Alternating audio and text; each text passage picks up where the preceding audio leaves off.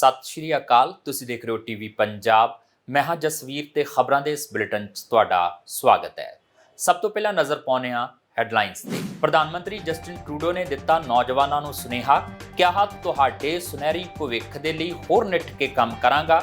Student loan ਉਤੇ ਵਿਆਜ ਖਤਮ ਕਰਕੇ ਵਿਦਿਆਰਥੀਆਂ ਦੀ ਕਰ ਰਹੇ ਹਾਂ ਮਦਦ। ਕਿੰਗ ਚਾਰਲਸ ਨੇ ਜੰਗਲੀ ਅੱਗ ਨਾਲ ਜੂਝ ਰਹੇ ਕੈਨੇਡੀਅਨ ਭਾਈਚਾਰਿਆਂ ਨੂੰ ਭੇਜਿਆ ਸੰਦੇਸ਼। ਕਿੰਗ ਨੇ ਆਨਲਾਈਨ ਬਿਆਨ 'ਚ ਉਹਨਾਂ ਲੋਕਾਂ ਲਈ ਆਪਣੀ ਡੂੰਘੀ ਸੰਵੇਦਨਾ ਸਾਂਝੀ ਕੀਤੀ ਜਿਨ੍ਹਾਂ ਨੇ ਆਪਣੇ ਅਜ਼ੀਜ਼ਾਂ ਨੂੰ ਗਵਾ ਦਿੱਤਾ। ਵਿੱਤ ਮੰਤਰੀ ਕ੍ਰਿਸਟੀਆ ਫਰੀਲੈਂਡ ਨੂੰ ਤੇਜ਼ ਰਫ਼ਤਾਰ ਗੱਡੀ ਚਲਾਉਣ ਕਾਰਨ $273 ਦਾ ਜੁਰਮਾਨਾ। ਫਰੀਲੈਂਡ ਦੀ ਸਪੋਕਸਪਰਸਨ ਕੈਥਰੀਨ ਨੇ ਦੱਸਿਆ ਕਿ ਫਰੀਲੈਂਡ ਨੇ ਜੁਰਮਾਨੇ ਦੀ ਪੂਰੀ ਰਕਮ ਅਦਾ ਕਰ ਦਿੱਤੀ ਹੈ। ਕੰਜ਼ਰਵੇਟਿਵ ਲੀਡਰ ਪੀਅਰੇ ਪੋਲੀਏਵਰ ਨੇ ਕਿਹਾ ਕਿ ਕੈਨੇਡਾ 'ਚ ਔਸਤ ਮਾਰਗੇਜ ਭੁਗਤਾਨ $3500 ਤੱਕ ਪਹੁੰਚ ਗਿਆ। ਨਵੇਂ ਹਾਊਸਿੰਗ ਮੰਤਰੀ ਅਤੇ ਸਾਬਕਾ ਇਮੀਗ੍ਰੇਸ਼ਨ ਮੰਤਰੀ ਸ਼ੌਨ ਫਰੇਜ਼ਰ ਨੂੰ ਦੇਸ਼ ਦੇ ਰਿਹਾਇਸ਼ੀ ਸੰਕਟ ਲਈ ਲਿਆ ਨਿਸ਼ਾਨੇ ਤੇ। ਪ੍ਰਧਾਨ ਮੰਤਰੀ ਜਸਟਿਨ ਟਰੂਡੋ ਨੇ ਨੌਜਵਾਨਾਂ ਨੂੰ ਸੁਨੇਹਾ ਦਿੱਤਾ ਕਿ ਉਹਨਾਂ ਦੇ ਸੁਨਹਿਰੇ ਭਵਿੱਖ ਲਈ ਉਹ ਹੋਰ ਨਿੱਠ ਕੇ ਕੰਮ ਕਰਨਗੇ। ਟਰੂਡੋ ਨੇ ਆਖਿਆ ਕਿ ਉਹ ਨੌਜਵਾਨ ਕੈਨੇਡੀਅਨਜ਼ ਨੂੰ ਇਹ ਆਖਣਾ ਚਾਹੁੰਦੇ ਨੇ ਕਿ ਪਹਿਲਾਂ ਉਹਨਾਂ ਨੂੰ ਲਗਾਤਾਰ 2 ਸਾਲ ਜਾਂ ਇਸ ਤੋਂ ਵੀ ਵੱਧ ਸਮਾਂ ਕੋਵਿਡ ਦੀ ਮਾਰ ਸਹਿਣੀ ਪਈ, ਫਿਰ ਗਲੋਬਲ ਮਹਿੰਗਾਈ ਤੇ ਵੱਧ ਰਹੀਆਂ ਵਿਆਜ ਦਰਾਂ ਕਾਰਨ ਉਹ ਪਿਸ ਕੇ ਰਹਿ ਗਏ। ਇਸ ਤਰ੍ਹਾਂ ਦੀਆਂ ਅਲਾਮਤਾਂ ਕਾਰਨ ਉਹਨਾਂ ਦੀ ਸਿੱਖਿਆ, ਪਹਿਲੀ ਜੌਬ, ਕਰੀਅਰ ਦੀ ਸ਼ੁਰੂਆਤ ਤੇ ਨੈਟਵਰਕ ਆਦਿ ਉੱਤੇ ਸਿੱਧਾ ਅਸਰ ਪਿਆ। ਟਰੂਡੋ ਨੇ ਦੱਸਿਆ ਕਿ ਘਰ ਖਰੀਦਣ ਲਈ ਬਚਤ 'ਚ ਮਦਦ ਕਰਨ ਅਤੇ ਸਟੂਡੈਂਟ ਲੋਨ ਉੱਤੇ ਵਿਆਜ ਖਤਮ ਕਰਕੇ ਉਹ ਕਿਸ ਤਰ੍ਹਾਂ ਵਿਦਿਆਰਥੀਆਂ ਦੀ ਮਦਦ ਕਰ ਰਹੇ ਨੇ। ਪ੍ਰਧਾਨ ਮੰਤਰੀ ਜਸਟਿਨ ਟਰੂਡੋ ਨੇ Charlotte town Prince Edward island ਵਿਖੇ ਚੱਲ ਰਹੇ ਲਿਬਰਲ ਪਾਰਟੀ ਦੇ 3 ਰੋਜ਼ਾ ਰਿਟਰੀਟ ਸਮਾਰੋਹ ਨੂੰ ਸਮੇਟਦਿਆਂ ਨੌਜਵਾਨਾਂ ਨੂੰ ਸੁਨੇਹਾ ਦਿੱਤਾ ਕਿ ਉਹਨਾਂ ਦੇ ਸੁਨਹਿਰੇ ਭਵਿੱਖ ਲਈ ਉਹ ਹੋਰ ਨਿੱਠ ਕੇ ਕੰਮ ਕਰਨਗੇ। ਹਾਊਸਿੰਗ ਅਫੋਰਡੇਬਿਲਟੀ ਤੋਂ ਲੈ ਕੇ ਕਲਾਈਮੇਟ ਚੇਂਜ ਤੱਕ ਦੀ ਗੱਲ ਕਰਦਿਆਂ ਟਰੂਡੋ ਨੇ ਸਿੱਧੀਆਂ ਉਹਨਾਂ ਕਮਿਊਨਿਟੀਜ਼ ਦਾ ਧੰਨਵਾਦ ਕੀਤਾ ਜਿਨ੍ਹਾਂ ਨੇ ਪਿਛਲੀਆਂ ਚੋਣਾਂ 'ਚ ਉਹਨਾਂ ਦੇ ਹੱਥ ਮਜ਼ਬੂਤ ਕੀਤੇ ਸਨ। ਪਰ ਦੂਜੇ ਪਾਸੇ ਕੰਜ਼ਰਵੇਟਿਵ ਆਗੂ ਪੀਅਰ ਪੋਲੀਏਵਰ ਕੈਨੇਡੀਅਨਜ਼ ਨੂੰ ਉਹਨਾਂ ਚੁਣੌਤੀਆਂ ਤੇ ਸੰਕਟਾਂ ਬਾਰੇ ਜਾਣੂ ਕਰਵਾਉਂਦੇ ਫਿਰ ਰਹੇ ਨੇ ਜਿਨ੍ਹਾਂ ਨਾਲ ਇਸ ਦੇਸ਼ ਨੂੰ ਦੋ ਚਾਰ ਹੋਣਾ ਪੈ ਰਿਹਾ ਏ। ਟਰੂਡੋ ਨੇ ਕਿਹਾ ਕਿ ਉਹ ਨੌਜਵਾਨ ਕੈਨੇਡੀਅਨਜ਼ ਨੂੰ ਇਹ ਆਖਣਾ ਚਾਹੁੰਦੇ ਨੇ ਕਿ ਪਹਿਲਾਂ ਉਹਨਾਂ ਨੂੰ ਲਗਾਤਾਰ 2 ਸਾਲ ਜਾਂ ਇਸ ਤੋਂ ਵੀ ਵੱਧ ਸਮਾਂ ਕੋਵਿਡ ਦੀ ਮਾਰ ਸਹਿਣੀ ਪਈ, ਫਿਰ ਗਲੋਬਲ ਮਹਿੰਗਾਈ ਤੇ ਵੱਧ ਰਹੀਆਂ ਵਿਆਜ ਦਰਾਂ ਕਾਰਨ ਉਹ ਪਿਸ ਕੇ ਰਹਿ ਗਏ। ਇਸ ਤਰ੍ਹਾਂ ਦੀਆਂ ਅਲਾਮਤਾਂ ਕਾਰਨ ਉਹਨਾਂ ਦੀ ਸਿੱਖਿਆ, ਪਹਿਲੀ ਜੌਬ, ਕਰੀਅਰ ਦੀ ਸ਼ੁਰੂਆਤ ਤੇ ਨੈਟਵਰਕ ਆਦਿ ਉੱਤੇ ਸਿੱਧਾ ਅਸਰ ਪਿਆ। ਟਰੂਡੋ ਨੇ ਦੱਸਿਆ ਕਿ ਘਰ ਖਰੀਦਣ ਲਈ ਬਚਤ 'ਚ ਮਦਦ ਕਰਨ ਤੇ ਸਟੂਡੈਂਟ ਲੋਨ ਉੱਤੇ ਵਿਆਜ ਖਤਮ ਕਰਕੇ ਉਹ ਕਿਸ ਤਰ੍ਹਾਂ ਵਿਦਿਆਰਥੀਆਂ ਦੀ ਮਦਦ ਕਰ ਰਹੇ ਨੇ। ਉਹਨਾਂ ਆਖਿਆ ਕਿ ਇਹ ਤਾਂ ਕੁਝ ਵੀ ਨਹੀਂ, ਅਜੇ ਤਾਂ ਉਹ ਵਿਦਿਆਰਥੀਆਂ ਤੇ ਨੌਜਵਾਨਾਂ ਲਈ ਕਾਫੀ ਕੁਝ ਕਰਨਗੇ। ਜ਼ਿਕਰਯੋਗ ਹੈ ਕਿ ਐਬੈਕਸ ਡਾਟਾ ਵੱਲੋਂ ਕਰਵਾਏ ਗਏ ਸਰਵੇਖਣ ਅਨੁਸਾਰ ਇਸ ਸਮੇਂ ਮਿਲੇਨੀਅਲਜ਼ ਵਿੱਚ ਕੰਜ਼ਰਵੇਟਿਵਾਂ ਨਾਲੋਂ ਲਿਬਰਲ ਪਾਰਟੀ 11 ਅੰਕ ਪਿੱਛੇ ਚੱਲ ਰਹੀ ਹੈ ਤੇ ਜੈਜੀਜ਼ ਵੋਟਰਾਂ 'ਚ ਕੰਜ਼ਰਵੇਟਿਵਾਂ ਦੇ ਮੁਕਾਬਲੇ ਲਿਬਰਲ ਪਾਰਟੀ 4 ਅੰਕ ਪਿੱਛੇ ਹੈ। ਇਸ ਤੋਂ ਇਲਾਵਾ ਟਰੂਡੋ ਨੇ ਆਖਿਆ ਕਿ ਇਸ ਸਮੇਂ ਹਾਊਸਿੰਗ ਉਹਨਾਂ ਦੀ ਪਾਰਟੀ ਦੀ ਮੁੱਖ ਤਰਜੀਹ ਹੈ। ਪਰ ਇਸ ਰਿਟਰੀਟ ਸਮਾਰੋਹ ਨੂੰ ਸਮੇਟਦੇ ਸਮੇਂ ਟਰੂਡੋ ਨੇ ਇਸ ਬਾਰੇ ਕੋਈ ਵੀ ਠੋਸ ਕਾਰਵਾਈ ਕਰਨ ਬਾਰੇ ਕੋਈ ਐਲਾਨ ਨਹੀਂ ਕੀਤਾ। ਇਸੇ ਤਰ੍ਹਾਂ ਕਲਾਈਮੇਟ ਸੰਬੰਧੀ ਮੁੱਦਿਆਂ ਨੂੰ ਵੀ ਟਰੂਡੋ ਨੇ ਗੰਭੀਰ ਦੱਸਿਆ, ਪਰ ਉਸ ਬਾਰੇ ਕਿਸੇ ਵੀ ਤਰ੍ਹਾਂ ਦੀ ਨਵੀਂ ਪਾਲਿਸੀ ਜਾਂ ਕਿਸੇ ਪਹਿਲ ਦੀ ਗੱਲ ਨਹੀਂ ਕੀਤੀ ਗਈ। ਕਿੰਗ ਚਾਰਲਸ ਨੇ ਉੱਤਰੀ ਜੰਗਲੀ ਅੱਗ ਨਾਲ ਜੂਝ ਰਹੇ ਕੈਨੇਡੀਅਨ ਭਾਈਚਾਰਿਆਂ ਨੂੰ ਇੱਕ ਸੰਦੇਸ਼ ਭੇਜਿਆ ਹੈ। ਕਿੰਗ ਨੇ ਕਿਹਾ ਕਿ ਕੈਨੇਡਾ ਦੀ ਸੁੰਦਰਤਾ ਇਸ ਦੇ ਲੈਂਡਸਕੇਪ ਤੱਕ ਸੀਮਤ ਨਹੀਂ ਹੈ।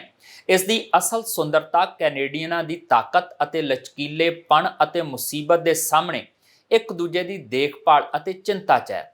ਆਨਲਾਈਨ ਬਿਆਨ 'ਚ ਰਾਜਾ ਨੇ ਉਹਨਾਂ ਲੋਕਾਂ ਲਈ ਆਪਣੀ ਡੂੰਘੀ ਸੰਵੇਦਨਾ ਵੀ ਸਾਂਝੀ ਕੀਤੀ ਜਿਨ੍ਹਾਂ ਨੇ ਆਪਣੇ ਅਜ਼ੀਜ਼ਾਂ ਨੂੰ ਗਵਾ ਦਿੱਤਾ ਹੈ ਤੇ ਉਹਨਾਂ ਹਜ਼ਾਰਾਂ ਲੋਕਾਂ ਲਈ ਆਪਣੀਆਂ ਪ੍ਰਾਰਥਨਾਵਾਂ ਵੀ ਭੇਜੀਆਂ ਜੋ ਬੇਮਿਸਾਲ ਸੰਕਟ ਕਾਰਨ ਬੇਘਰ ਹੋ ਗਏ ਨੇ। ਕਿੰਗ ਚਾਰਲਸ ਨੇ ਉੱਤਰੀ ਪੱਛਮੀ ਪ੍ਰਦੇਸ਼ਾਂ ਤੇ ਬ੍ਰਿਟਿਸ਼ ਕੋਲੰਬੀਆ 'ਚ ਐਮਰਜੈਂਸੀ ਦੀਆਂ ਸਥਿਤੀਆਂ ਬਾਰੇ ਜਾਣਨ ਤੋਂ ਬਾਅਦ ਜੰਗਲੀ ਅੱਗ ਨਾਲ ਜੂਝ ਰਹੇ ਕੈਨੇਡੀਅਨ ਭਾਈਚਾਰਿਆਂ ਨੂੰ ਇੱਕ ਸੰਦੇਸ਼ ਭੇਜਿਆ ਹੈ। ਬੁੱਧਵਾਰ ਨੂੰ ਜਾਰੀ ਕਿੰਗ ਦੇ ਬਿਆਨ 'ਚ ਲਿਖਿਆ ਗਿਆ ਹੈ, ਮੈਂ ਅਤੇ ਮੇਰੀ ਪਤਨੀ ਉੱਤਰੀ ਪੱਛਮੀ ਪ੍ਰਦੇਸ਼ਾਂ ਤੇ ਬ੍ਰਿਟਿਸ਼ ਕੋਲੰਬੀਆ 'ਚ ਜੰਗਲ ਦੀ ਅੱਗ ਕਾਰਨ ਘੋਸ਼ਿਤ ਐਮਰਜੈਂਸੀ ਦੀਆਂ ਹਾਲੀਆ ਸਥਿਤੀਆਂ ਬਾਰੇ ਜਾਣਨ ਲਈ ਬਹੁਤ ਚਿੰਤਤ ਸੀ। 7 ਦਿਨ ਪਹਿਲਾਂ NWT ਸਰਕਾਰ ਨੇ ਭਿਆਨਕ ਜੰਗਲੀ ਅੱਗ ਦੇ ਕਾਰਨ ਐਮਰਜੈਂਸੀ ਦੀ ਸਥਿਤੀ ਦਾ ਐਲਾਨ ਕੀਤਾ ਜਿਸ ਨੇ ਰਾਜਧਾਨੀ ਯੈਲੋਨਾਈਫ ਤੇ ਹੋਰ ਭਾਈਚਾਰਿਆਂ ਤੋਂ 20,000 ਤੋਂ ਵੱਧ ਲੋਕਾਂ ਨੂੰ ਕੱਢਣ ਲਈ ਮਜਬੂਰ ਕੀਤਾ। ਪਿਛਲੇ ਸਾਲ ਉਸ ਸਮੇਂ ਦੇ ਪ੍ਰਿੰਸ ਚਾਰਲਸ ਤੇ ਡਚੇਸ ਆਫ ਕਾਰਨਵਾਲ ਕੈਮਿਲਾ ਨੇ ਕੈਨੇਡਾ ਦੇ ਆਪਣੇ 3 ਦਿਨ ਦੌਰੇ ਦੌਰਾਨ ਖੇਤਰ ਦਾ ਦੌਰਾ ਕੀਤਾ, ਜਿੱਥੇ ਚਾਰਲਸ ਨੇ ਜਲਵਾਯੂ ਤਬਦੀਲੀ ਦੇ ਸਵਦੇਸ਼ੀ ਅਗਵਾਈ ਵਾਲੇ ਹੱਲਾਂ ਬਾਰੇ ਚਰਚਾ ਕਰਨ ਅਤੇ ਰਿਹਾਇਸ਼ੀ ਸਕੂਲ ਦੇ ਬੱਚੇ ਲੋਕਾਂ ਨਾਲ ਮੁਲਾਕਾਤ ਕਰਨ ਲਈ ਫਸਟ ਨੇਸ਼ਨਸ ਦੇ ਮੁਖੀਆਂ ਨਾਲ ਮੁਲਾਕਾਤ ਕੀਤੀ। ਉਹਨਾਂ ਨੇ ਗਵਰਨਰ ਜਨਰਲ ਨੂੰ ਭੇਜੇ ਬਿਆਨ 'ਚ ਯਾਤਰਾ ਦਾ ਹਵਾਲਾ ਦਿੱਤਾ। ਉਹਨਾਂ ਨੇ ਕਿਹਾ, ਅਸੀਂ ਪਿਛਲੇ ਸਾਲ ਯੈਲੋ ਨਾਈਫ ਤੇ ਉੱਤਰੀ ਪੱਛਮੀ ਪ੍ਰਦੇਸ਼ਾਂ ਦੀ ਸਾਡੀ ਫੇਰੀ ਨੂੰ ਬੜੇ ਪਿਆਰ ਨਾਲ ਯਾਦ ਕਰਦੇ ਹਾਂ। ਅਸੀਂ ਸਿਰਫ ਉਹਨਾਂ ਭਾਈਚਾਰਿਆਂ ਵਿੱਚ ਦਿਲ ਟੁੱਟਣ ਦੀ ਕਲਪਨਾ ਕਰਨਾ ਸ਼ੁਰੂ ਕਰ ਸਕਦੇ ਹਾਂ ਕਿਉਂਕਿ ਉਹ ਇਸ ਵਿਨਾਸ਼ਕਾਰੀ ਸਥਿਤੀ ਦਾ ਸਾਹਮਣਾ ਕਰ ਰਹੇ ਨੇ।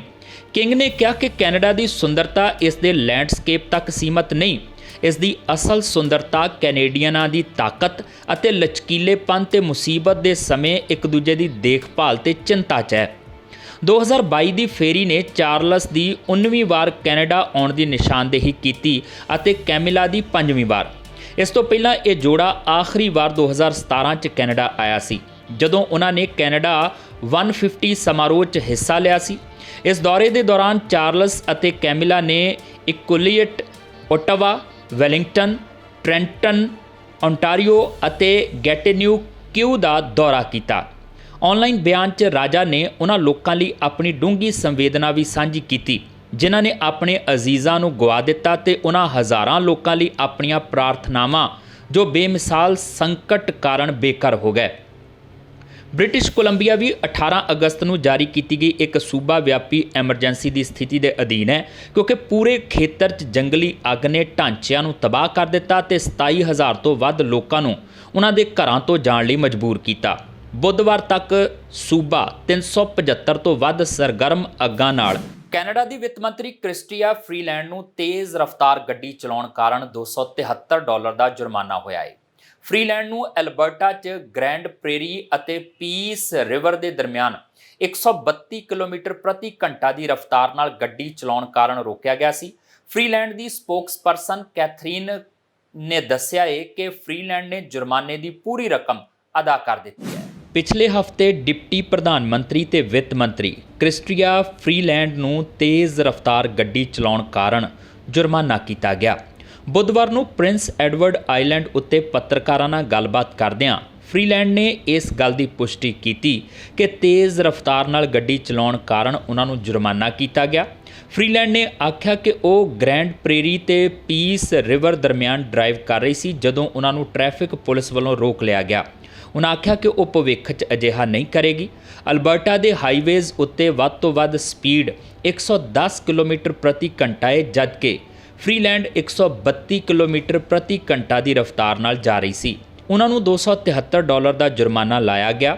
ਡਾਊਨਟਾਊਨ ਟੋਰਾਂਟੋ ਹਲਕੇ ਦੀ ਨੁਮਾਇੰਦਗੀ ਕਰਨ ਵਾਲੀ ਫਰੀਲੈਂਡ ਜੰਗਲ ਦੀ ਅੱਗ ਕਾਰਨ ਬੇਘਰ ਹੋਏ ਲੋਕਾਂ, ਅਲਬਰਟਾ ਦੀ ਪ੍ਰੀਮੀਅਰ ਡੈਨੀਅਲ ਸਮਿਥ ਤੇ ਐਨਰਜੀ ਸੈਕਟਰ ਦੇ ਆਗੂਆਂ ਨਾਲ ਮੁਲਾਕਾਤ ਲਈ ਆਪਣੇ ਹੋਮ ਪ੍ਰੋਵਿੰਸ 'ਚ ਸੀ। ਇਸ ਖਬਰ ਨੂੰ ਸਭ ਤੋਂ ਪਹਿਲਾਂ ਇੱਕ ਵੈਬਸਾਈਟ ਕਾਊਂਟਰ ਸਿਗਨਲ ਨੇ ਨਸ਼ਰ ਕੀਤਾ ਸੀ। ਫਰੀਲੈਂਡ ਜੋ ਕਿ ਕੈਨੇਡਾ ਦੀ ਉਪ ਪ੍ਰਧਾਨ ਮੰਤਰੀ ਵੀ ਹਨ, ਟੋਰਾਂਟੋ ਦੀ ਯੂਨੀਵਰਸਿਟੀ ਰੋਜ਼ਡੇਲ ਰਾਈਡਿੰਗ ਦੀ ਨੁਮਾਇੰਦਗੀ ਕਰਦੀ ਹੈ ਤੇ ਉਹਨਾਂ ਨੇ ਪਿਛਲੇ ਮਹੀਨੇ ਦਾਅਵਾ ਕੀਤਾ ਸੀ ਕਿ ਉਹਨਾਂ ਕੋਲ ਕਾਰ ਤੱਕ ਨਹੀਂ ਹੈ। ਪਿਛਲੇ ਮਹੀਨੇ ਪੱਤਰਕਾਰਾਂ ਨਾਲ ਗੱਲਬਾਤ ਕਰਦਿਆਂ ਫਰੀਲੈਂਡ ਨੇ ਕਿਹਾ ਸੀ, ਇਹ ਗੱਲ ਮੇਰੇ ਪਿਤਾ ਜੀ ਨੂੰ ਅਜੇ ਵੀ ਹੈਰਾਨ ਕਰਦੀ ਹੈ ਕਿ ਮੇਰੇ ਕੋਲ ਕਾਰ ਹੀ ਨਹੀਂ ਹੈ। ਮੈਂ ਪੈਦਲ ਚੱਲਦੀ ਹਾਂ ਤੇ ਸਬਵੇ ਲੈਂਦੀ ਹਾਂ। ਮੇਰੇ ਬੱਚੇ ਪੈਦਲ ਚੱਲਦੇ ਨੇ, ਸਾਈਕਲ ਚਲਾਉਂਦੇ ਨੇ ਤੇ ਸਬਵੇ ਲੈਂਦੇ ਨੇ। ਇਹ ਦਰਅਸਲ ਸਾਡੇ ਪਰਿਵਾਰ ਲਈ ਸਿਹਤਮੰਦ ਤਰੀਕਾ ਹੈ। ਆਟਵਾ 'ਚ ਇੱਕ ਪ੍ਰੈਸ ਕਾਨਫਰੰਸ 'ਚ ਕੰਜ਼ਰਵੇਟਿਵ ਲੀਡਰ ਪੀਅਰੇ ਪੋਲੀਏਵਰ ਨੇ ਹੈਰਾਨ ਕਰਨ ਵਾਲੀ ਖਬਰ ਤੇ ਚਰਚਾ ਕੀਤੀ ਕਿ ਕੈਨੇਡਾ 'ਚ ਔਸਤ ਮਾਰਗੇਜ ਭੁਗਤਾਨ $3500 ਤੱਕ ਪਹੁੰਚ ਗਿਆ ਹੈ। ਜਦੋਂ ਨਵੇਂ ਹਾਊਸਿੰਗ ਮੰਤਰੀ ਤੇ ਸਾਬਕਾ ਇਮੀਗ੍ਰੇਸ਼ਨ ਮੰਤਰੀ ਸ਼ੌਨ ਫਰੇਜ਼ਰ ਨੂੰ ਦੇਸ਼ ਦੇ ਰਿਹਾਇਸ਼ੀ ਸੰਕਟ ਲਈ ਅੰਤਰਰਾਸ਼ਟਰੀ ਵਿਦਿਆਰਥੀਆਂ ਨੂੰ ਜ਼ਿੰਮੇਵਾਰ ਠਹਿਰਾਉਣ ਬਾਰੇ ਉਹਨਾਂ ਦੇ ਵਿਚਾਰ ਬਾਰੇ ਪੁੱਛਿਆ ਗਿਆ ਤਾਂ ਪੋਲੀਏਵਰ ਨੇ ਸਪਸ਼ਟ ਕੀਤਾ ਕਿ ਉਹ ਕਿੱਥੇ ਖੜਾ ਹੈ। ਉਸਨੇ ਕੈਨੇਡੀਅਨਾਂ ਦੇ ਸੰਕਟਾਂ ਬਾਰੇ ਰਿਪੋਰਟ ਕਰਨ ਲਈ ਨਸਲੀ ਤੇ ਬਹੁਤ ਸੱਭਿਆਚਾਰਕ ਮੀਡੀਆ ਆਊਟਲੈਟਾਂ ਦੀ ਪ੍ਰਸ਼ੰਸਾ ਕਰਨ ਦਾ ਮੌਕਾ ਵੀ ਲਿਆ ਜਿਸ ਬਾਰੇ ਲਿਬਰਲ ਚਰਚਾ ਨਹੀਂ ਕਰਨਗੇ। ਆਟਵਾ 'ਚ ਇੱਕ ਪ੍ਰੈਸ ਕਾਨਫਰੰਸ ਦੌਰਾਨ ਕੰਜ਼ਰਵੇਟਿਵ ਆਗੂ ਪੀਅਰ ਪੋਲੀਏਵਰ ਨੇ ਇਮੀਗ੍ਰੇਸ਼ਨ ਡਿਪਾਰਟਮੈਂਟ ਨੂੰ ਨੁਕਸਾਨ ਪਹੁੰਚਾਉਣ ਲਈ ਸਾਬਕਾ ਫੈਡਰਲ ਇਮੀਗ੍ਰੇਸ਼ਨ ਮੰਤਰੀ ਦੀ ਨਿਖੇਧੀ ਕੀਤੀ। ਉਹਨਾਂ ਇਸ ਗੱਲ ਤੇ ਵੀ ਹੈਰਾਨੀ ਪ੍ਰਗਟਾਈ ਕਿ ਕਿਸ ਤਰ੍ਹਾਂ ਕੈਨੇਡਾ 'ਚ ਔਸਤ ਮਾਰਗੇਜ ਪੇਮੈਂਟ $3500 ਤੱਕ ਪਹੁੰਚ ਚੁੱਕੀ ਹੈ। ਜਦੋਂ ਉਹਨਾਂ ਤੋਂ ਇਹ ਜਾਣਨ ਦੀ ਕੋਸ਼ਿਸ਼ ਕੀਤੀ ਗਈ ਕਿ ਦੇਸ਼ ਦੇ ਹਾਊਸਿੰਗ ਸੰਕਟ ਲਈ ਨਵੇਂ ਹਾਊਸਿੰਗ ਮੰਤਰੀ ਤੇ ਸਾਬਕਾ ਇਮੀਗ੍ਰੇਸ਼ਨ ਮੰਤਰੀ ਸ਼ੌਨ ਫਰੇਜ਼ਰ ਕੌਮਾਂਤਰੀ ਵਿਦਿਆਰਥੀਆਂ ਨੂੰ ਦੋਸ਼ੀ ਮੰਨਦੇ ਨੇ ਤੇ ਇਸ ਬਾਰੇ ਉਹਨਾਂ ਦੀ ਕੀ ਰਾਏ ਹੈ, ਤਾਂ ਪੋਲੀਏਵਰ ਨੇ ਆਖਿਆ ਕਿ ਇਮੀਗ੍ਰੇਸ਼ਨ ਮੰਤਰਾਲੇ ਦਾ ਵਧੇਰੇ ਨੁਕਸਾਨ ਸਾਬਕਾ ਇਮੀਗ੍ਰੇਸ਼ਨ ਮੰਤਰੀ ਫਰੇਜ਼ਰ ਵੱਲੋਂ ਆਪ ਕੀਤਾ ਗਿਆ ਹੈ। ਪੋਲੀਏਵਰ ਨੇ ਆਖਿਆ ਕਿ ਇਸ ਵਿੱਚ ਕੋਈ ਦੋ ਰਾਏ ਨਹੀਂ ਹੈ ਕਿ ਇਮੀਗ੍ਰੇਸ਼ਨ ਪ੍ਰੋਗਰਾਮ ਦਾ ਪੱਠਾ ਫਰੇਜ਼ਰ ਨੇ ਬਿਠਾਇਆ ਹੈ। ਉਹਨਾਂ ਆਖਿਆ ਕਿ ਹੁਣ ਜਦੋਂ ਫਰੇਜ਼ਰ ਹਾਊਸਿੰਗ ਮੰਤਰੀ ਬਣ ਗਏ ਨੇ ਤਾਂ ਇੰਜ ਗੱਲ ਕਰਦੇ ਨੇ ਜਿਵੇਂ ਉਹ ਮੁੱਖ ਵਿਰੋਧੀ ਧਿਰ ਵੱਲੋਂ ਇਮੀਗ੍ਰੇਸ਼ਨ ਕ੍ਰਿਟਿਕ ਹੋਣ। ਉਹ ਇਹ ਭੁੱਲ ਜਾਂਦੇ ਨੇ ਕਿ ਉਹ ਉਹਨਾਂ ਪ੍ਰੋਗਰਾਮਾਂ ਦੀ ਹੀ ਨੁਕਤਾਚੀਨੀ ਕਰ ਰਹੇ ਹੁੰਦੇ ਨੇ ਜਿਨ੍ਹਾਂ ਨੂੰ 2 ਹਫ਼ਤੇ ਪਹਿਲਾਂ ਤੱਕ ਉਹ ਆਪ ਚਲਾ ਰਹੇ ਸਨ ਤੇ ਜਿਨ੍ਹਾਂ ਬਾਰੇ ਬਹੁਤ ਹੁੱਬ ਕੇ ਦੱਸ ਰਹੇ ਸਨ। ਉਹਨਾਂ ਐਥਨਿਕ ਤੇ ਮਲਟੀਕਲਚਰਲ ਮੀਡੀਆ ਦੀ ਸਿਫਤ ਕਰਦਿਆਂ ਆਖਿਆ ਕਿ ਇਸ ਸੰਕਟ ਬਾਰੇ ਕੈਨੇਡੀਅਨਸ ਦੀਆਂ ਦਿੱਕਤਾਂ ਸਾਂਝੀਆਂ ਕਰਨ ਦਾ ਸਿਹਰਾ ਐਥਨਿਕ ਮੀਡੀਆ ਸਿਰ ਵੱਜਦਾ ਏ, ਨਹੀਂ ਤਾਂ ਲਿਬਰਲਾਂ ਦਾ ਵਸ ਚੱਲੇ ਤਾਂ ਉਹ ਇਸ ਬਾਰੇ ਗੱਲ ਹੀ ਨਾ ਕਰਨ ਦੇਣ। ਪੋਲੀਏਵਰ ਨੇ ਇਹ ਵੀ ਆਖਿਆ ਕਿ ਅੱਜ ਨਵੇਂ ਇਮੀਗ੍ਰੈਂਟਸ ਤੇ ਇੰਟਰਨੈਸ਼ਨਲ ਵਿਦਿਆਰਥੀ ਜਿਸ ਤਕਲੀਫ ਤੇ ਤੰਗੀ ਚੋਂ ਨਿਕਲ ਰਹੇ ਨੇ ਉਹਨਾਂ ਲਈ ਵੀ ਫਰੇਜ਼ਰ ਹੀ ਜ਼ਿੰਮੇਵਾਰ ਨੇ। ਉਹਨਾਂ ਆਖਿਆ ਕਿ ਅਸੀਂ ਕੰਜ਼ਰਵੇਟਿਵ ਹੋਣ ਦੇ ਨਾਤੇ ਇਹ ਯਕੀਨੀ ਬਣਾਵਾਂਗੇ ਕਿ ਇੰਟਰਨੈਸ਼ਨਲ ਵਿਦਿਆਰਥੀਆਂ ਕੋਲ ਘਰ, ਹੈਲਥ ਕੇਅਰ ਵਰਗੀਆਂ ਸਹੂਲਤਾਂ ਹੋਣ ਤੇ ਜਦੋਂ ਉਹ ਚਾਹਣ ਨੌਕਰੀ ਕਰ ਸਕਣ। ਅਜਿਹਾ ਇਸ ਲਈ ਵੀ ਜ਼ਰੂਰੀ ਹੈ ਕਿ ਸਾਡੀਆਂ ਯੂਨੀਵਰਸਿਟੀਜ਼ ਦੁਨੀਆ ਭਰ ਦੇ ਹੁਸ਼ਿਆਰ ਵਿਦਿਆਰਥੀਆਂ ਨੂੰ ਆਕਰਸ਼ਿਤ ਕਰ ਸਕਣ, ਸਾਡੇ ਦੇਸ਼ ਦੀਆਂ ਡੈਮੋਗ੍ਰਾਫਿਕ ਦਿੱਕਤਾਂ ਨੂੰ ਦੂਰ ਕਰ ਸਕਣ। ਇਸ ਦੇ ਨਾਲ ਹੀ ਸਾਨੂੰ ਇਹ ਵੀ ਧਿਆਨ ਰੱਖਣਾ ਹੋਵੇਗਾ ਕਿ ਲੋਕਾਂ ਨੂੰ ਗੰਦਗੀ 'ਚ ਰਹਿਣ ਲਈ ਨਾ ਛੱਡਿਆ ਜਾਵੇ, ਉਹ ਮਨੁੱਖੀ ਸਮਗਲਿੰਗ ਤੇ ਨਸ਼ਿਆਂ ਦੀ ਓਵਰਡੋਜ਼ ਦਾ ਸ਼ਿਕਾਰ ਨਾ ਹੋਣ, ਜਿਨ੍ਹਾਂ ਮੁਸ਼ਕਲਾਂ ਤੋਂ ਫਰੇਜ਼ਰ ਨੇ ਮੂੰਹ ਮੋੜੀ ਰੱਖਿਆ। ਉਹਨਾਂ ਅੱਗੇ ਆਖਿਆ ਕਿ ਇਸ ਸਭ ਦੇ ਬਾਵਜੂਦ ਲਿਬਰਲਾਂ ਵੱਲੋਂ ਫਰੇਜ਼ਰ ਨੂੰ ਤਰੱਕੀ ਦੇ ਕੇ ਹਾਊਸਿੰਗ ਮੰਤਰੀ ਬਣਾ ਦਿੱਤਾ ਗਿਆ ਤਾਂ ਹੋਰ ਵੀ ਕਮਾਲ ਦੀ ਗੱਲ ਹੈ। ਇਸੇ ਮੰਤਰੀ ਨੇ ਤਾਂ ਰਿਫਿਊਜੀਜ਼ ਨੂੰ ਸੜਕਾਂ ਉੱਤੇ ਰੋਲ ਦਿੱਤਾ, ਪੁਲਾਂ ਥੱਲੇ ਆਸਰਾ ਲੈਣ ਲਈ ਮਜਬੂਰ ਕੀਤਾ ਤੇ ਹੁਣ ਉਹ ਹਾਊਸਿੰਗ ਮੰਤਰੀ ਨੇ। ਉਹਨਾਂ ਆਖਿਆ ਕਿ ਇਸ ਵਿੱਚ ਕੋਈ ਹੈਰਾਨੀ ਵਾਲੀ ਗੱਲ ਨਹੀਂ ਹੈ ਕਿ ਟਰੂਡੋ ਦੇ ਰਾਜ 'ਚ ਹਾਊਸਿੰਗ ਕੀਮਤਾਂ ਦੁੱਗਣੀਆਂ ਕਿਉਂ ਹੋਈਆਂ। ਸਰੀ 'ਚ ਬੀਤੇ ਹਫ਼ਤੇ ਇੱਕ ਵਿਅਕਤੀ ਤੇ ਜਾਨਲੇਵਾ ਹਮਲੇ ਦੇ ਸਬੰਧ 'ਚ 2 ਪੰਜਾਬੀ ਨੌਜਵਾਨਾਂ ਵਿਰੁੱਧ ਦੋਸ਼ ਲੱਗੇ ਨੇ। RCMP ਦਾ ਕਹਿਣਾ ਹੈ ਕਿ ਬੀਤੀ 18 ਅਗਸਤ ਨੂੰ ਰਾਤੀ ਕਰੀਬ 11:30 ਵਜੇ ਉਹਨਾਂ ਨੂੰ ਇਹ ਜਾਣਕਾਰੀ ਮਿਲੀ ਕਿ ਕਿੰਗ ਜਾਰਜ ਬੁਲੇਵਾਰਡ ਅਤੇ 102 ਐਵੇਨਿਊ ਇਲਾਕੇ 'ਚ ਇੱਕ ਵਿਅਕਤੀ ਪਾਰਕਿੰਗ ਵਾਲੀ ਥਾਂ ਤੇ ਛੁਰਾ ਲੈ ਕੇ ਘੁੰਮ ਰਿਹਾ ਹੈ। ਅਧਿਕਾਰੀਆਂ ਨੇ ਦੱਸਿਆ ਕਿ ਜਾਣਕਾਰੀ ਮਿਲਣ ਮਗਰੋਂ ਜਦੋਂ ਉਹ ਮੌਕੇ ਤੇ ਜਾ ਰਹੇ ਸਨ ਤਾਂ ਰਸਤੇ 'ਚ ਉਹਨਾਂ ਨੂੰ ਇਸ ਗੱਲ ਦੀ ਜਾਣਕਾਰੀ ਮਿਲੀ ਕਿ ਉਕਤ ਵਿਅਕਤੀ ਨੇ ਕਥਿਤ ਤੌਰ ਤੇ ਇੱਕ ਵਾਹਨ ਨੂੰ ਰੋਕ ਲਿਆ ਤੇ ਵਾਹਨ 'ਚ ਸਵਾਰ 2 ਲੋਕਾਂ ਨਾਲ ਉਸ ਵੱਲੋਂ ਵਾਦ ਵਿਵਾਦ ਕੀਤਾ ਗਿਆ। ਜਦੋਂ ਅਧਿਕਾਰੀ ਮੌਕੇ ਤੇ ਪਹੁੰਚੇ ਤਾਂ ਉਹਨਾਂ ਨੂੰ ਉੱਥੇ ਇੱਕ 55 ਸਾਲ ਦਾ ਵਿਅਕਤੀ ਮਿਲਿਆ ਜਿਸ ਨੂੰ ਗੰਭੀਰ ਜਾਨਲੇਵਾ ਸੱਟਾਂ ਲੱਗੀਆਂ ਸਨ। ਇਸ ਮਗਰੋਂ ਉਸ ਨੂੰ ਹਸਪਤਾਲ ਲਿਜਾਇਆ ਗਿਆ ਜਿੱਥੇ ਕਿ ਬੁੱਧਵਾਰ ਤੱਕ ਉਸ ਦਾ ਇਲਾਜ ਚੱਲ ਰਿਹਾ ਸੀ। ਜਾਂਚਕਰਤਾਵਾਂ ਦਾ ਕਹਿਣਾ ਹੈ ਕਿ ਇਸ ਘਟਨਾ ਦੇ ਸਬੰਧ 'ਚ 2 ਸ਼ੱਕੀਆਂ ਨੂੰ ਗ੍ਰਿਫਤਾਰ ਕੀਤਾ ਗਿਆ ਹੈ ਜਿਨ੍ਹਾਂ ਦੀ ਪਹਿਚਾਣ 31 ਸਾਲਾ ਪਰਮਿੰਦਰ ਸਿੰਘ ਬਰਾੜ ਅਤੇ 21 ਸਾਲਾ ਸਿਮਰਪਾਲ ਸਿੰਘ ਦੇ ਰੂਪ 'ਚ ਹੋਈ ਹੈ। ਦੋਵੇਂ ਪੁਲਿਸ ਹਿਰਾਸਤ 'ਚ ਨੇ। RCMP ਅਧਿਕਾਰੀ ਮੁਨ ਨੇ ਕਿਹਾ ਕਿ ਇਹ ਦੇਖਣਾ ਬਿਲਕੁਲ ਚਿੰਤਾ ਦਾ ਵਿਸ਼ਾ ਹੈ ਕਿ ਇਸ ਤਰ੍ਹਾਂ ਘਟਨਾਵਾਂ ਇੰਨੀਆਂ ਵੱਧ ਗਈਆਂ ਨੇ ਕਿ ਇਹਨਾਂ ਦਾ ਅੰਤ ਹਸਪਤਾਲ 'ਚ ਗੰਭੀਰ ਜਾਨਲੇਵਾ ਸੱਟਾਂ ਨਾਲ ਹੁੰਦਾ ਹੈ।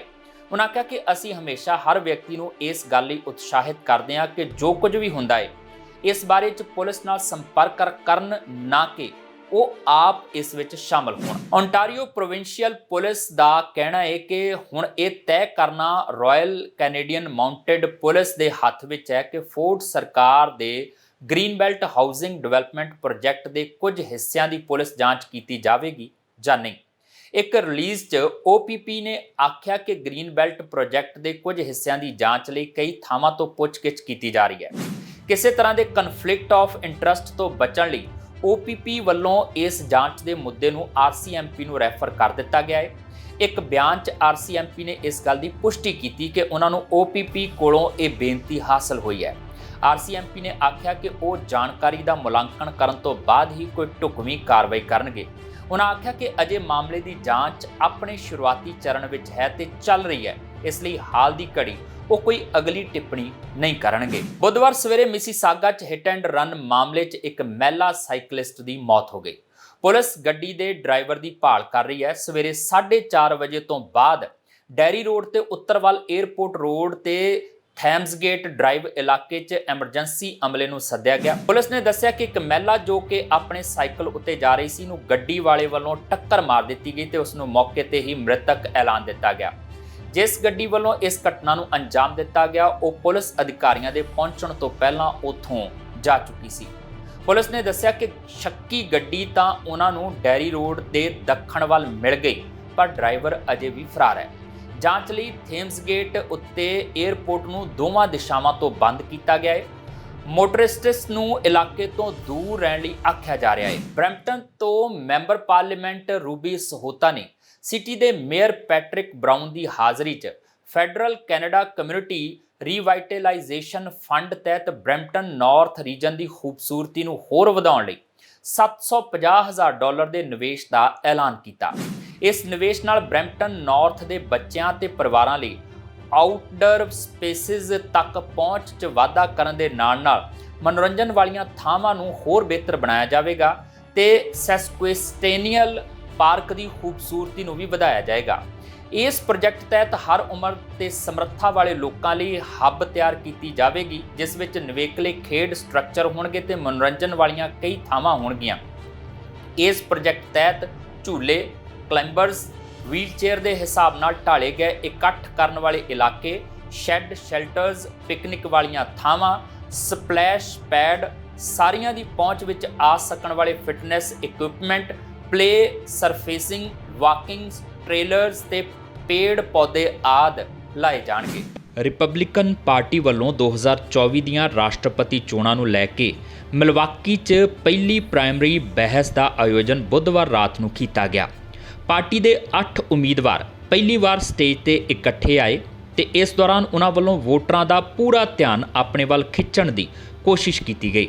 ਇਹਨਾਂ ਉਮੀਦਵਾਰਾਂ 'ਚ ਫਲੋਰੀਡਾ ਦੇ ਗਵਰਨਰ ਰੌਨ ਡੀਸੈਂਟਿਸ, ਉਦਯੋਗਪਤੀ ਵਿਵੇਕ ਰਾਮਾਸਵਾਮੀ, ਸਾਬਕਾ ਉਪ ਰਾਸ਼ਟਰਪਤੀ ਮਾਈਕ ਪੈਂਸ, ਦੱਖਣੀ ਕੈਰੋਲੀਨਾ ਦੀ ਸਾਬਕਾ ਗਵਰਨਰ ਅਤੇ ਸੰਯੁਕਤ ਰਾਸ਼ਟਰ 'ਚ ਅਮਰੀਕੀ ਰਾਜਦੂਤ ਨਿੱਕੀ ਹੈਲੀ, ਨਿਊ ਜਰਸੀ ਦੇ ਸਾਬਕਾ ਗਵਰਨਰ ਕ੍ਰਿਸ ਕ੍ਰਿਸਟੀ, ਦੱਖਣੀ ਕੈਰੋਲੀਨਾ ਸੇਨ ਟਿਮ ਸਕਾਟ, ਅਰਕਨਸਾਸ ਦੇ ਸਾਬਕਾ ਗਵਰਨਰ ਆਸਾ ਹਚਿਕਨਸਨ ਅਤੇ ਨਾਰਥ ਡਕੋਟਾ ਗਵਰਨਰ ਡਗ ਬਰਗਮ ਦੇ ਨਾਂ ਸ਼ਾਮਲ ਸਨ। ਬੁੱਧਵਾਰ ਨੂੰ ਇਸ ਬਹਿਸ ਦਾ ਆਯੋਜਨ ਕੀਤਾ ਗਿਆ।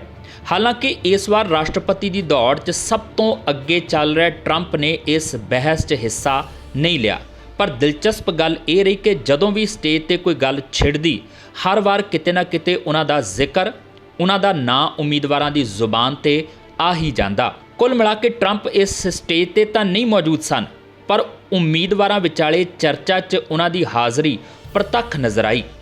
ਰਾਸ਼ਟਰਪਤੀ ਦੀ ਦੌੜ 'ਚ ਖੜੇ ਇਹਨਾਂ 8 ਦਾਅਵੇਦਾਰਾਂ ਨੇ ਸਟੇਜ ਤੇ ਆਪਣੇ ਆਪ ਨੂੰ ਦੂਜਿਆਂ ਨਾਲੋਂ ਬਿਹਤਰ ਦਿਖਾਉਣ ਦੀ ਪੁਰਜ਼ੋਰ ਕੋਸ਼ਿਸ਼ ਕੀਤੀ। ਇਸ ਦੌਰਾਨ ਕਈਆਂ ਵਿਚਾਲੇ ਤਾਂ ਤਿੱਖੀ ਬਹਿਸ ਵੀ ਹੋਈ ਤੇ ਇਸ ਮਾਮਲੇ 'ਚ ਭਾਰਤੀ ਮੂਲ ਦੇ 2 ਦਾਅਵੇਦਾਰਾਂ ਨਿੱਕੀ ਹੈਲੀ ਅਤੇ ਵਿਵੇਕ ਰਾਮਾਸਵਾਮੀ ਦੇ ਨਾਂ ਸਭ ਤੋਂ ਅੱਗੇ ਨੇ। ਦੋਹਾਂ ਵਿਚਾਲੇ ਵਿਦੇਸ਼ ਨੀਤੀ ਦੇ ਮੁੱਦੇ ਤੇ ਕਾਫੀ ਵਾਦ-ਵਿਵਾਦ ਦੇਖਣ ਨੂੰ ਮਿਲਿਆ। ਇਹ ਨੋਕ ਝੋਂਕ ਇੰਨੀ ਤਿੱਖੀ ਸੀ ਕਿ ਇੱਕ ਵੇਲੇ ਤਾਂ ਦੋਵੇਂ 30 ਸੈਕਿੰਡ ਤੋਂ ਵੱਧ ਸਮੇਂ ਤੱਕ ਇੱਕ ਦੂਜੇ ਤੇ ਚੀਕਦੇ ਰਹੇ ਤੇ ਇੱਕ ਦੂਜੇ ਤੇ ਉਂਗਲੀਆਂ ਚੁੱਕਦੇ ਰਹੇ। ਅਮਰੀਕਾ ਦੇ ਇਤਿਹਾਸ 'ਚ ਇਹ ਪਹਿਲੀ ਵਾਰ ਹੈ ਜਦੋਂ ਭਾਰਤੀ ਮੂਲ ਦੇ 2 ਉਮੀਦਵਾਰਾਂ ਨੇ ਰਾਸ਼ਟਰਪਤੀ ਦੇ ਅਹੁਦੇ ਦੀ ਨਾਮਜ਼ਦਗੀ ਲਈ ਪਹਿਲੀ ਪ੍ਰਾਇਮਰੀ ਬਹਿਸ ਦੌਰਾਨ ਮੰਚ ਸਾਂਝਾ ਕੀਤਾ ਹੋਵੇ ਤੇ ਦੋਹਾਂ ਦਰਮਿਆਨ ਇਹੋ ਜਿਹੇ ਹਾਲਾਤ ਬਣ ਗਏ ਹੋਣ। ਦੱਖਣੀ ਕੈਰੋਲੀਨਾ ਦੇ ਸਾਬਕਾ ਗਵਰਨਰ ਨਿੱਕੀ ਹੈਲੀ ਨੇ ਵਿਦੇਸ਼ ਮਾਮਲਿਆਂ 'ਚ ਉਹਨਾਂ ਦੀ ਸਮਰੱਥਾ ਦੀ ਕਮੀ ਅਤੇ ਰੂਸ ਪ੍ਰਤੀ ਉਹਨਾਂ ਦੇ ਰਵੱਈਏ ਲਈ ਕਰੋੜਪਤੀ ਕਾਰੋਬਾਰੀ ਵਿਵੇਕ ਰਾਮਾਸਵਾਮੀ ਦੀ ਆਲੋਚਨਾ ਕੀਤੀ। ਬਹਿਸ ਤੋਂ ਪਹਿਲਾਂ ਸੋਸ਼ਲ ਮੀਡੀਆ ਤੇ ਉਹਨਾਂ ਦੀ ਗੱਲਬਾਤ ਤੋਂ ਵਿਦੇਸ਼ ਨੀਤੀ ਤੇ ਉਹਨਾਂ ਦੇ ਮਤਭੇਦ ਸਪਸ਼ਟ ਹੋ ਗਏ ਸਨ। ਹੈਲੀ ਨੇ ਬਹਿਸ ਦੌਰਾਨ ਰਾਮਾਸਵਾਮੀ ਤੇ ਅਮਰੀਕਾ ਦੇ ਦੁਸ਼ਮਣਾਂ ਦਾ ਪੱਖ ਲੈਣ ਅਤੇ ਸਹਿਯੋਗੀਆਂ ਨੂੰ ਛੱਡਣ ਦੇ ਦੋਸ਼ ਲਾਏ। ਇਹ ਆਲੋਚਨਾ ਰਾਮਾਸਵਾਮੀ ਦੇ ਇਸ ਦਾਅਵੇ ਦੇ ਜਵਾਬ 'ਚ ਸੀ ਕਿ ਰੂਸ ਨਾਲ ਲੜਾਈ 'ਚ ਯੂਕਰੇਨ ਨੂੰ ਬਹੁਤ ਘੱਟ ਸਮਰਥਨ ਮਿਲਿਆ ਸੀ। ਸੰਯੁਕਤ ਰਾਸ਼ਟਰ 'ਚ ਸਾਬਕਾ ਅਮਰੀਕੀ ਰਾਜਦੂਤ ਹੈਲੀ ਨੇ ਰੂਸੀ ਰਾਸ਼ਟਰਪਤੀ ਵਲਾਦੀਮੀਰ ਪੁਤਿਨ ਦਾ ਸਮਰਥਨ ਕਰਨ ਲਈ ਦਰਸ਼ਕਾਂ ਦੇ ਸਾਹਮਣੇ ਰਾਮਾਸਵਾਮੀ ਦੀ ਤਿੱਖੀ ਆਲੋਚਨਾ ਕੀਤੀ। ਉਹਨਾਂ ਨੇ ਆਪਣੇ ਕਾਲਪਨਿਕ ਸਰਕਾਰ ਦੇ ਤਹਿਤ ਅਮਰੀਕਾ ਦੀ ਸੁਰੱਖਿਆ ਲਈ ਵੀ ਚਿੰਤਾ ਪ੍ਰਗਟਾਈ। ਜਦੋਂ ਨਿੱਕੀ ਹੈਲੀ ਝੂਠਾ ਕਹਿ ਰਹੀ ਸੀ ਤਾਂ ਰਾਮਾਸਵਾਮੀ ਨੇ ਉਹਨਾਂ ਨੂੰ ਟੋਕਦੇ ਅਤੇ ਜਵਾਬ 'ਚ ਇਹ ਕਹਿੰਦੇ ਨਜ਼ਰ ਆਏ ਕਿ ਉਹ ਉਹਨਾਂ ਵਿਰੁੱਧ ਇਹ ਝੂਠ ਫੈਲਾ ਰਹੀ ਹੈ। ਇਹ ਸਨ ਹੁਣ ਤੱਕ ਦੀਆਂ ਖਬਰਾਂ ਤੇ ਇਸ ਦੇ ਨਾਲ ਹੀ ਆਪਣੇ ਜਸਵੀਰ ਨੂੰ ਦਿਓ ਇਜਾਜ਼ਤ। ਦੇਖਦੇ ਰਹੋ ਟੀਵੀ ਪੰਜਾਬ। ਪ੍ਰਧਾਨ ਮੰਤਰੀ ਜਸਟਿਨ ਟਰੂਡੋ ਨੇ ਦਿੱਤਾ ਨੌਜਵਾਨਾਂ ਨੂੰ ਸੁਨੇਹਾ, ਕਿਹਾ ਤੁਹਾਡੇ ਸੁਨਹਿਰੀ ਭਵਿੱਖ ਦੇ ਲਈ ਹੋਰ ਨਿੱਠ ਕੇ ਕੰਮ ਕਰਾਂਗਾ। ਸਟੂਡੈਂਟ ਲੋਨ ਉਤੇ ਵਿਆਜ ਖਤਮ ਕਰਕੇ ਵਿਦਿਆਰਥੀਆਂ ਦੀ ਕਰ ਰਹੇ ਹਾਂ ਮਦਦ। ਕਿੰਗ ਚਾਰਲਸ ਨੇ ਜੰਗਲੀ ਅੱਗ ਨਾਲ ਜੂਝ ਰਹੇ ਕੈਨੇਡੀਅਨ ਭਾਈਚਾਰਿਆਂ ਨੂੰ ਭੇਜਿਆ ਸੰਦੇਸ਼। ਕਿੰਗ ਨੇ ਆਨਲਾਈਨ ਬਿਆਨ 'ਚ ਉਹਨਾਂ ਲੋਕਾਂ ਲਈ ਆਪਣੀ ਡੂੰਘੀ ਸੰਵੇਦਨਾ ਸਾਂਝੀ ਕੀਤੀ ਜਿਨ੍ਹਾਂ ਨੇ ਆਪਣੇ ਅਜ਼ੀਜ਼ਾਂ ਨੂੰ ਗਵਾ ਦਿੱਤਾ। ਵਿੱਤ ਮੰਤਰੀ ਕ੍ਰਿਸਟੀਆ ਫਰੀਲੈਂਡ ਨੂੰ ਤੇਜ਼ ਰਫ਼ਤਾਰ ਗੱਡੀ ਚਲਾਉਣ ਕਾਰਨ $273 ਦਾ ਜੁਰਮਾਨਾ। ਫਰੀਲੈਂਡ ਦੀ ਸਪੋਕਸਪਰਸਨ ਕੈਥਰੀਨ ਨੇ ਦੱਸਿਆ ਕਿ ਫਰੀਲੈਂਡ ਨੇ ਜੁਰਮਾਨੇ ਦੀ ਪੂਰੀ ਰਕਮ ਅਦਾ ਕਰ ਦਿੱਤੀ ਹੈ। ਕੰਜ਼ਰਵੇਟਿਵ ਲੀਡਰ ਪੀਅਰੇ ਪੋਲੀਏਵਰ ਨੇ ਕਿਹਾ ਕਿ ਕੈਨੇਡਾ 'ਚ ਔਸਤ ਮਾਰਗੇਜ ਭੁਗਤਾਨ $3500 ਤੱਕ ਪਹੁੰਚ ਗਿਆ। ਨਵੇਂ ਹਾਊਸਿੰਗ ਮੰਤਰੀ ਅਤੇ ਸਾਬਕਾ ਇਮੀਗ੍ਰੇਸ਼ਨ ਮੰਤਰੀ ਸ਼ੌਨ ਫਰੇਜ਼ਰ ਨੂੰ ਦੇਸ਼ ਦੇ ਰਿਹਾਇਸ਼ੀ ਸੰਕਟ ਲਈ ਲਿਆ ਨਿਸ਼ਾਨੇ ਤੇ।